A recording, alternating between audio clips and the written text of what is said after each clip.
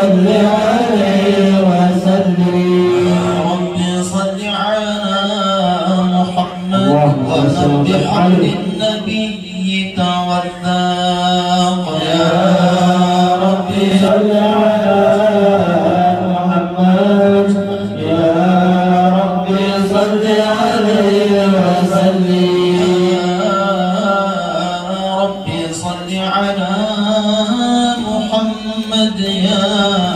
ربي صل عليه وسلم يا ربي صل على محمد يا ربي صل عليه وسلم أعوذ بالله من الشيطان الرجيم لقد جاءكم رسول من أنفسكم عزيز عليه ما عنتم حريص عليكم بالمؤمنين رؤوف رحيم صلى الله عليه تولوا فقل حسبي الله لا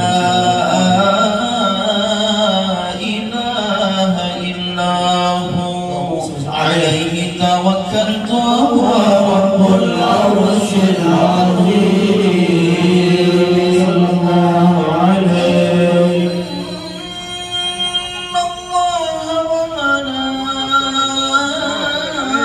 وملائكته يصلون على النبي يا أيها الذين آمنوا صلوا عليه وسلموا تسليما اللهم صل وسلم وبارك عليه وعلى آله خبيري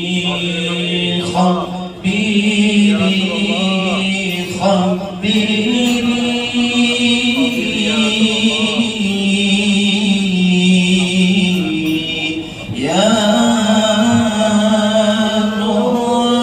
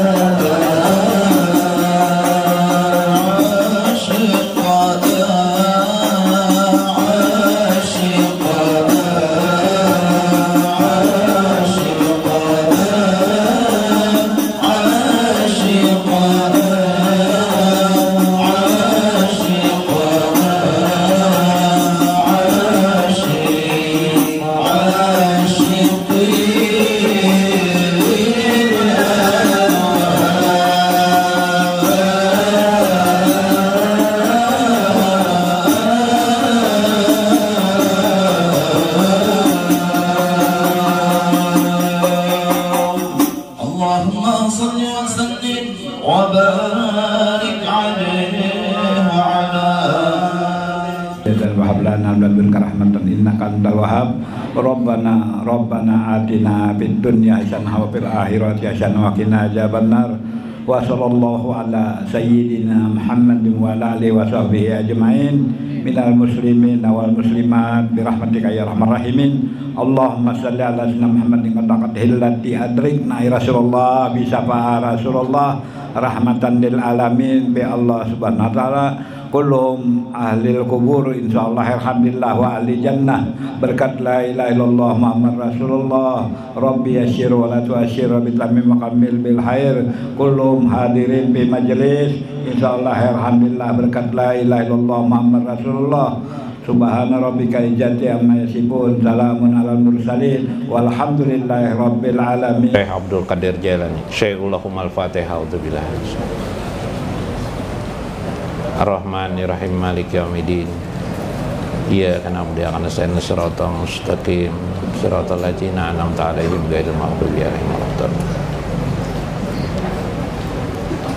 Assalamualaikum warahmatullahi wabarakatuh.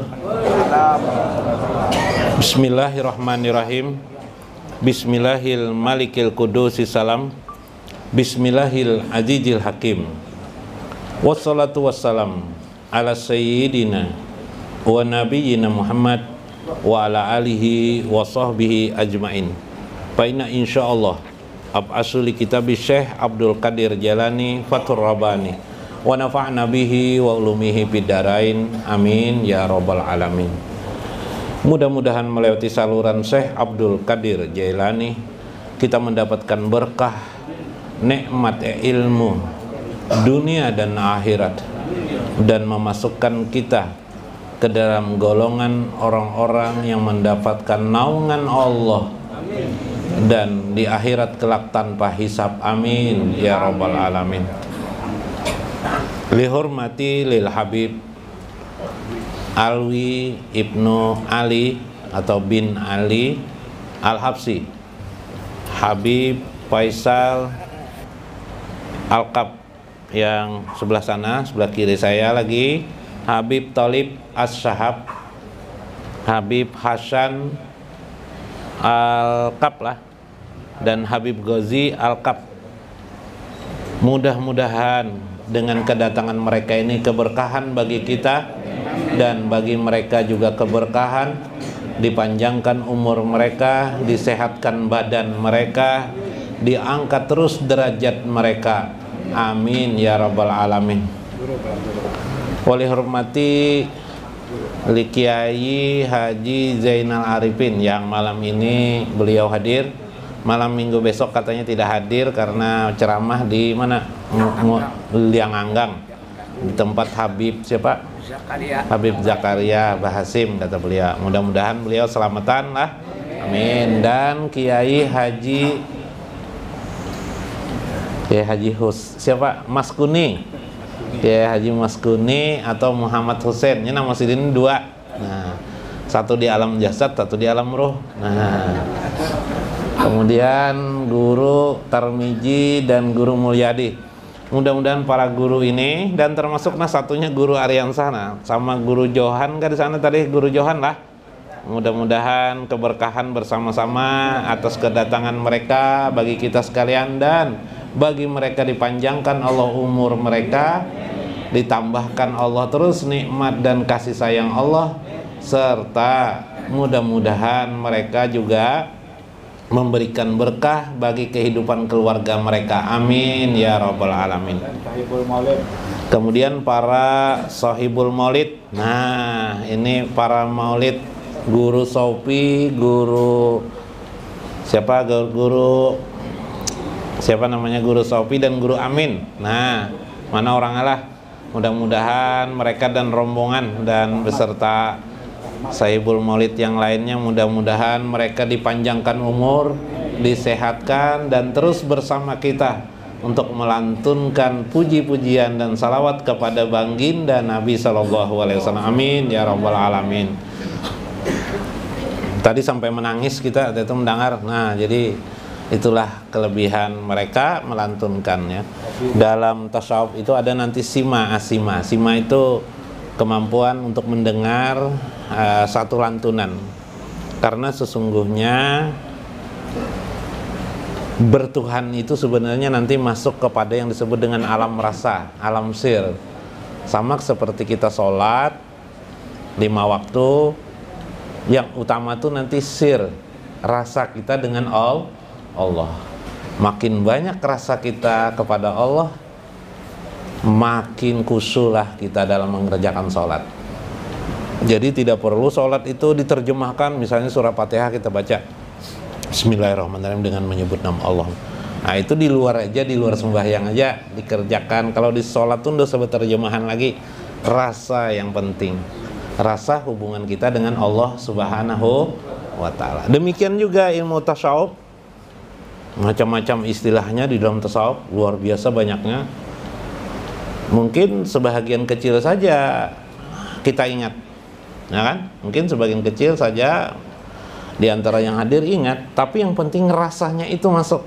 Yalah, yang penting rasanya itu masuk dengan Allah Subhanahu wa ta'ala. Itu yang penting. Makanya nanti orang mau meninggal dunia juga rasa aja lagi.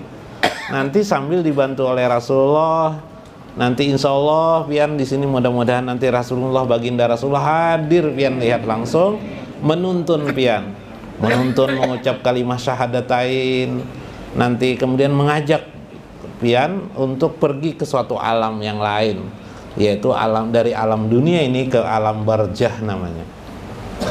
Subhanallah, itu terjadi di alam sir, ya. Di alam sir yang oleh orang umum disebut dengan alam ruh. Nanti karena itu nanti kita terus akan memperdalam, memahami tentang 7 alam itu sedikit demi sedikit supaya masuk di dalam hati kita. Paqalal mu'allif rahimahullah, berkata Syekh Abdul Qadir Jailani, ya miskin. Wah ini, wahai orang-orang miskin. Wah ini kan orang miskin. Betul juga, yang belajar agama ini rata-rata orang miskin. Jangan kecewa jadi orang miskin, karena Nabi bersabda, al-faqru faqri, kata Nabi. Miskin itu adalah kesombonganku, kata Rasulullah. Jadi biarlah kita jadi orang miskin, memang sebeginilah keadaan kita. Karena yang mendekat Nabi itu berjuang pertama kali memperjuangkan dakwah agama itu bersama orang-orang miskin. Adalah orang kaya, orang-orang miskin semuanya, subhanallah. Makanya sampai Nabi mengatakan miskin itu kebanggaanku, subhanallah. Bahkan ada doa Nabi itu. Saya pernah membaca waktu saya di Mekah sebuah doanya panjang ya, semacam hijib, tapi semuanya terkumpul dari hadis Nabi. Di situ ada permintaan Nabi, Allahumma as'aluka miskinan. Ya Allah, aku mohon kepada Engkau supaya aku tetap dalam keadaan miskin semua. Terkejut saya, diaminkankah tidak ini? Ini luar biasa ya. Nanti kita akan memahami hakikat miskin itu apa. Karena selama ini miskin kaya itu selalu dalam pandangan materi ya. Padahal miskin itu ada tersendiri pengertiannya. Orang-orang sufi, orang-orang yang dekat kepada Allah, seperti halnya juga Syekh Abdul Qadir Jailani, kadang menyebut diri beliau dengan kalimat miskin, al-fakir atau miskin ya. Orang yang fakir. Fakir itu lebih miskin daripada miskin gitu kan? Fakir. Nah, sebutan itu menunjukkan telanjang diri seseorang, tidak ada punya apa-apa, tidak memiliki apa-apa dan tidak dimiliki apa-apa. Subhanallah. Nah. Ya miskin, da'an kal kalam bima la yanfa'uka. Hai orang-orang yang miskin, tinggalkan sudah segala pembicaraan-pembicaraan la yanfa'uka yang tidak berguna kepada dirimu. Ya kita ini kan banyak berbicara macam-macam yang sebenarnya tidak berguna. Kenapa? Ya karena pembicaraan yang tidak berguna itu akan melupakan kita kepada Allah Subhanahu wa ta'ala. Jangan sampai itu terjadi, apalagi berdebat. Wah alih sudah kalau berdebat nih, apalagi ikut paloy gini dah ribut dah. La yanfa'uka. Apakah berdebat masalah agama, apakah berdebat perbedaan agama, atau dalam memahami agama, kalau bisa jangan berdebat. Kenapa? Karena perdebatan itu tidak akan menghasilkan ilmu, tidak akan menghasilkan manfaat, dan itu disepakati oleh para ulama. Mungkin pian perlu pernah membaca penting Ihya Ulumuddin. Imam Al-Ghazali melarang juga berdebat, termasuk Syekh Abdul Qadir Jalani melarang juga berdebat, Imam Qushairi melarang juga berdebat, banyak imam-imam, As-Sauri melarang juga berdebat. Nah, jangan berdebatnya. Jadi jangan berdebat. Orang berdebat tuh lalai, pasti lalai dia. Dia ingin menang hatinya, pasti dia ingin menang. Ujung-ujungnya mencela orang lain. Watrukit ta'assub fil mazhab. Tinggalkan juga perdebatan mazhab. Ta'assub pada mazhab. Ta'assub itu nanti mencela mazhab lain. Misalnya kita mazhab Syafi'i mencela mazhab Hambali, mencela mazhab Hanafi. Berdebat dengan orang dosa. Kita sekarang bermazhab Syafi'i, pakai, yang penting dipakai mazhab Syafi'i itu. Tapi banyak orang mencela-cela mazhab Syafi'i, enggak apa-apa. Karena Imam Syafi'i itu sudah di atas angin. Di atas angin sudah 1100 tahun.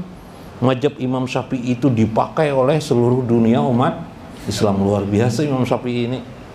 Di antara imam 4 yang paling banyak pengikutnya adalah Imam Syafi'i. Subhanallah. Dan alhamdulillah kita di Indonesia bermazhab Imam Syafi'i. Orang yang mengatakan dan mencela Imam Syafi'i, mazhab Imam Syafi'i, itu orang yang tidak lengkap belajar tentang Imam Syafi'i. Imam Syafi'i itu sudah beristihad beliau terhadap hal-hal yang akan datang, tidak main-main. Sehingga para imam-imam, kalau kita di Kalimantan, kita punya Imam Syekh Muhammad Arsyad Al-Banjari misalnya, dalam mazhab Syafi'i beliau mengarang kitab namanya Sabilal Muhtadin. Itu melanjutkan istihad Imam Syafi'i yang sifatnya lokal, wilayah. Misalnya Imam Syafi'i mengharamkan pidarain. Bicara fikih lah sedikit lah, tidak apa-apa lah, sekedar informasi intermejo. Fikih misalnya pidarain, haram pidarain, hewan yang hidup dua alam. Haram kata beliau, seperti katak. Imam Syafi'i tidak bicara tentang timpakul. Nah, timpakul, lu tahu lo timpakul bahasa Indonesianya apa Bib? Timpakul tuh? Hah? Nah, kata Syekh Muhammad Arsyad Al-Banjari, timpakul ini hidup dua alam atau satu alam? Diselidiki oleh Syekh Muhammad Arsyad Al-Banjari pada Tuhan kita, ternyata dia hidup dua alam. Oh, ini termasuk hewan yang haram dimakan. Diselidiki lagi oleh beliau kalam buai. Kalam buai, tahulah kalam buai. Nah, di Arab sana mana ada kalam buai? Yalah, gondang, enggak ada juga lah. Diselidiki lagi gondang, kalam buai ini apakah termasuk hewan yang diharamkan atau tidak? Diselidiki beliau, ternyata hidup dua alam juga. Airnya haram dimakan. Subhanallah. Ini namanya, jadi Imam Syekh Muhammad Arsyad Al-Banjari itu adalah mustahid, tapi mustahid fil mazhab, mustahid di dalam mazhab Imam Syafi'i. Kalau Imam Syafi'i itu mustahid mutlak namanya. Nah, kalau Syekh Muhammad Arsyad Al-Banjari namanya mustahid yang sifatnya adalah dalam mazhab saja, mengembangkan apa yang dimaksud oleh Imam Syafi'i. Dikubur orang. Yuk. Di negara sana bertanya orang, lawan saya Muhammad Arsyad Al-Banjari, apa kami ngubur di sini? Kenapa kata saya? Musim hujan ini mana ada daratan yang terlihat lagi. Pejokong aja orang pakai peti aja sidin. Nah, diolahkan sidin dasar peti. Lalu orang-orang negara, orang mana tuh daerah-daerah hulu sungai yang kebanjiran dapat tetap menguburkan mayit meskipun di dalam sungai atau di pinggir sungai atau tempat kayak itu lah di kampung-kampungnya lah. Nah, istihad Syekh Muhammad Arsyad Al-Banjari. Subhanallah.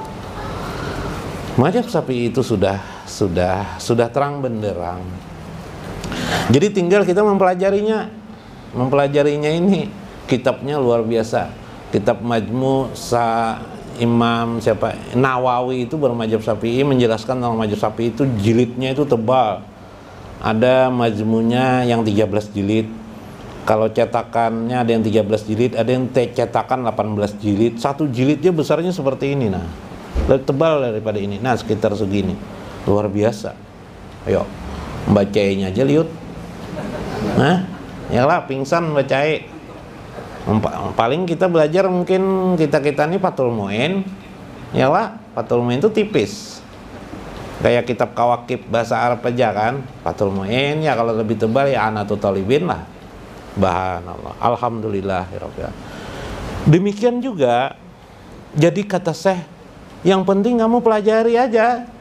Bila kamu tidak tahu, katakan tidak tahu. Jangan, wah ini bisa salah ini, wah bisa salah ini, salah ini, salah ini. Nah, enggak usah. Washtaghalu bisyai'in yanfa'uka fid dunya wal akhirah. Yang penting kamu melakukan kesibukanmu untuk memberi hal yang memberi manfaat bagi duniamu dan bagi akhiratmu. Ya lah, Rabbana atina fid dunya hasanah wa fil akhirati hasanah. Sataro. Sekarang kamu akan melihat nanti an qaribin khabaruka. Suatu saat engkau akan menerima kabar.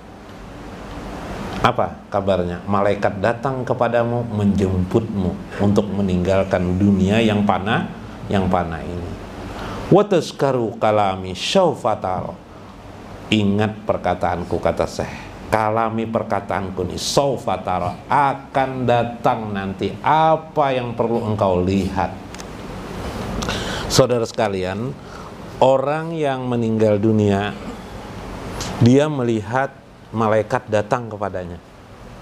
Dan saya sudah membuktikan kepada kedua orang tua saya, karena kedua orang tua saya juga meninggal di hadapan saya.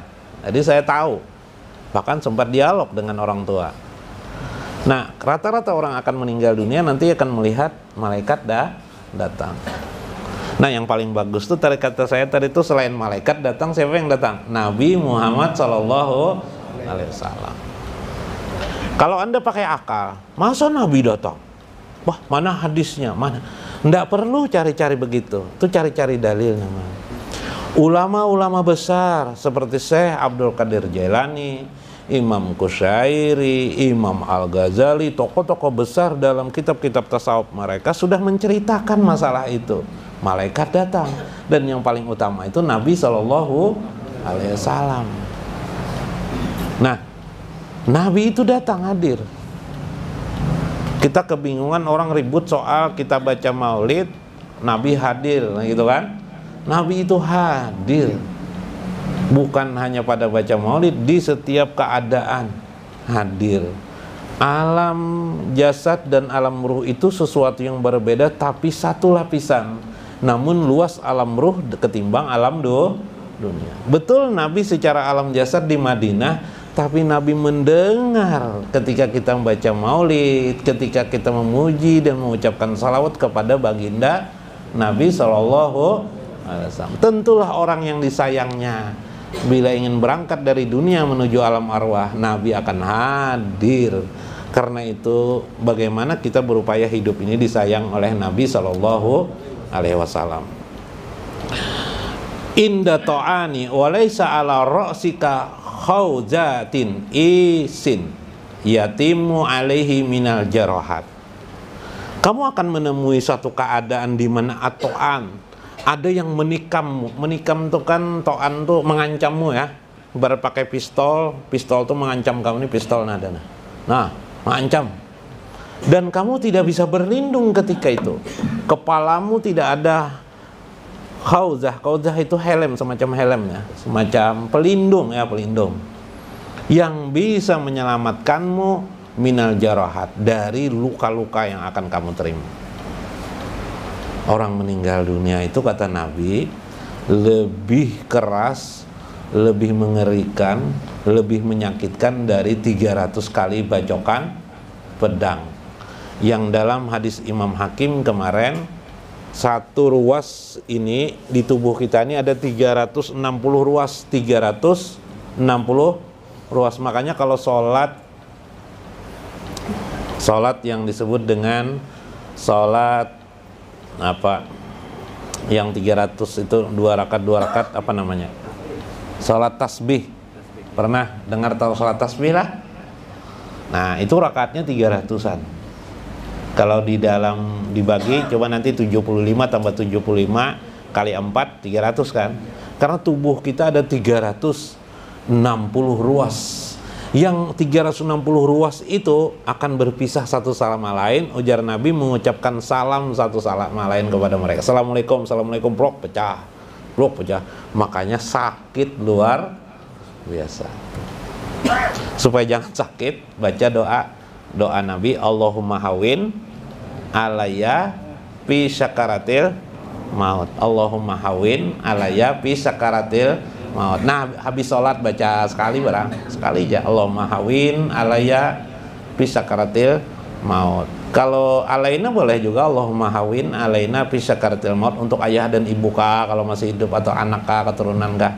Allahumma hawin alaina fi sakaratil maut. Ujar Palui kalau mulai Allahumma as'aluka salamatan fidin itu bagus lagi kan. Ini yang paling mudahnya aja nih. Allahumma hawin alayya fi sakaratil maut. Mudahkanlah bagiku ya kan, fi sakaratil maut, pada saat sakaratil maut. Nah, pada saat pecah begitu, itu sakitnya luar biasa.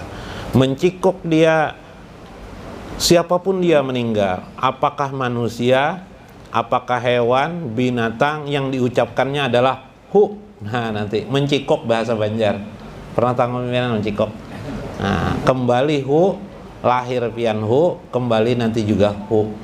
Itu adalah kode alam semesta dari ruhul alam. Hu kalimatnya. Hu atau ha, hu. Itulah zikir sir pada orang-orang yang sudah memperdalam ilmu daripada ilmu ma'rifatullah.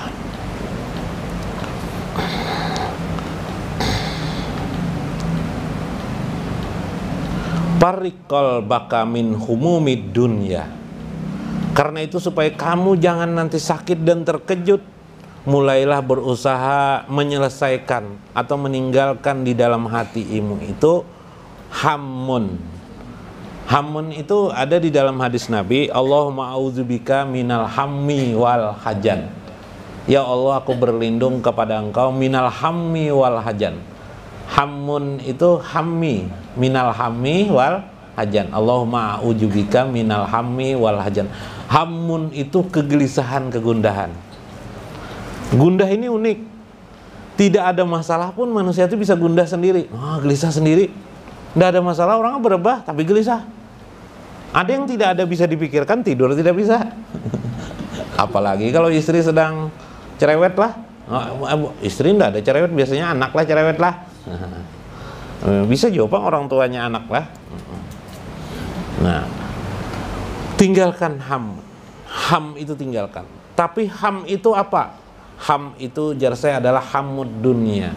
Min humumid dunia adalah kegelisahan duniamu. Kegelisahan dunia ini banyak Bib. Apa Bib? Sepeda motor buruk, pikiran lalu timbul mau mengganti sepeda motor dengan yang baru. Ya lah. Nah, rumah mulai kubas, pingin mengganti, memperbaharui rumah, tapi uangnya tidak ada. Melihat rekening sedih, aur berkurang terus rekening. Nah, ya lah. Melihat istri makin tua, nah salam lah. Lain Bib lah. Salah tuh Bib lah. Nah, Bapak jangan diperbarui, istri kasihan. Dibelikan make up aja, ya lah. Itu namanya hamud dunya.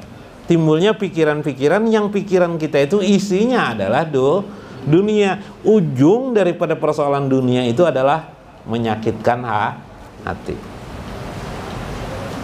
Apalagi kadang orang ikut ke pengajian masing-masing. Kalau perempuan biasanya Bib ini apa nih Bib? Amas ke Bib? Siapa tuh jar? Wah, amas keluaran sini. Yang perempuan yang lainnya sakit hati melihat Sidin pakai amas. Berkilo-kilo di tangan. nang perempuan lainnya sakit hati melihat. Mengadu di rumah dengan siapa? Dengan suami. Bang, kawah kita beli emas bang. Ya. Akhirnya konflik dengan suami. Apa kata suami? Tahu aja aku keadaan sekarang ini kayak apa kok. Iyalah. Apalagi saat krisis krisis apa Bib? Krisis virus nih. Sakit mencari uang. Akhirnya konflik suami istri. Itulah gara-gara apa? Hamun, matanya melihat keadaan orang lain mengakibatkan konflik di rumah. Nah, makanya kita orang muslim, jarang Nabi salim alal muslim. Beri keselamatan atas orang muslim yang lainnya. Maksudnya jangan bekoyo hidup. Jangan bekoyo itu apa ngarannya, Mbak? Menampakkan kekayaan kepada orang muslim yang lain. Kasihan yang melihat nih. Nanti dia ribut di rumah. Ya kah? Nah, ini penting. Tanpa sadar dosa enggak? Dosa enggak kita? Dosa kita mengakibatkan bentroknya orang lain. Tapi kan dia juga yang iri. Iya betul, gara-gara kita. Gitu kan? Makanya laki-laki dan perempuan itu sama aja. Kata laki-laki, gara-gara dia menampakkan aurat, lalu aku tertarik. Salah dia perempuan itu. Ujar si perempuan apa? Oh, mana aku tahu urusannya. Aku kan memang perempuan. Akhirnya salah menyalahkan sama aja. Nah, yang penting kita menahan diri. Nah, itu terus. Nah, makrifatullahnya di mana? Hal-hal yang bersifat hamun tadi. Yang hamun tadi itu kan hamun tuh. Hammah yang ada di dunia ini, isi dunia tuh. Itu isi dunia. Namanya hammah itu. Itulah hijab kita untuk mengenal Allah. Karena yang kita bicarakan masalah itu aja. Wah. Anulah kendaraan nih lah. Baru lagi keluar lah. Kendaraan tuh enak lah. Mesinnya apa? Oh, mereknya apa? Honda kah apa? Oh, bagus Honda daripada Kawasaki. Kenapa jadi merek bagus Honda daripada Kawasaki? Kalau Kawasaki ini kawa aja. Kawa itu aja. Kalau Honda ini wah, ribut masalah begitu aja. Hamun enggak? Hamun. Itu menghijab kita enggak? Minimal menghijab kita mengingat Allah. Kalau tidak percaya nanti pulang ke rumah, tidur, pikirkan urusan dunia. Hamun-hamun. Tidurnya tidak tidur, ingat kepada Allah, jauh lagi ingat kepada Allah. Nah, alhamdulillah. Nah, kita sini diajarkan oleh Syekh. La tatlubu tayyibal isi fiha. Bahkan kalau bisa bukan hanya hamun, nggak usahlah kamu memikirkan bagaimana hidup bahagia di dunia. Masya Allah. La tatlabu tayyibal is. Kalau perlu engkau tidak perlu memikirkan bagaimana bahagia hidup di dunia itu. Kenapa? Soal bahagia hidup di dunia itu otomatis bagi manusia. Ya lebih. Tidak dilajari manusia itu pasti cari baju yang baik, yalah. Kalau sudah saatnya punya uang, yalah. Berubah enggak manusia itu kalau punya uang? Berubah. Guru dikasih orang duit 2 miliar. Berubah enggak kira-kira guru nih? Berubah. Nah, berubah aja guru aja. Lah guru lah. Betul kan saya ini mengatakan enggak perlu kamu memikirkan bagaimana baik, bagaimana caranya supaya hidup bahagia. Enggak perlu. Manusia itu otomatis mengerti bahagia. Jangankan manusia, ayam aja mengerti bahagia. Ya kah? Begitu tuannya berdiri di muka pintu belakang rumah, oh datangan ayam lah. Iyalah, datanglah. Ayam saja mengerti bahagia. Bahagia itu adalah pada saat tuannya memberinya makanan pada saat itu. Ya kah? Subhan. Karena itu bahagia di dunia itu tidak kamu perlukan untuk dipikirkan. Nah, emak Syekh nih ngerinya. Oh, itu. Itulah. Pamayan pauka itu tidak bermanfaat bagimu. Wala yaqa'u biadika. Jangan kamu meletakkan sesuatu yang bukan pada tempatnya. Maksudnya sesuatu yang sebenarnya tidak perlu kamu cari-cari. Yang utama itu kamu mendapatkan bahagia di akhirat. Qala Nabi sallallahu alaihi wasallam, al-aisu aisul akhirah. Sebenar-benarnya hidup itu adalah hidup akhirat. Nah, Jadi orang sufi itu, orang-orang ahli kurbah dengan Allah itu, dia hidup di dunia ini sudah akhirat. Di dunia ini sudah akhirat dalam pandangannya. Maksudnya apa? Bagaimana dia bersikap nanti di akhirat itu selamat. Nah, akhirat ini kan kalau dipikirkan banyak masalahnya. Di akhirat ini ada tata hukum akhirat, ada tata hukum akhirat ada di dunia aja.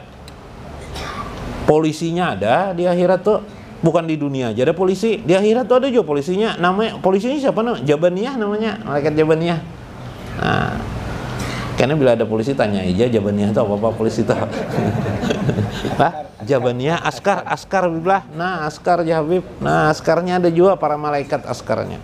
Mudah-mudahan bermanfaat. Mudah-mudahan kita mendapatkan nikmat dari Allah Subhanahu wa taala. Wallahul muwaffiq ila aqwamit thoriq. Wassalamualaikum warahmatullahi wabarakatuh.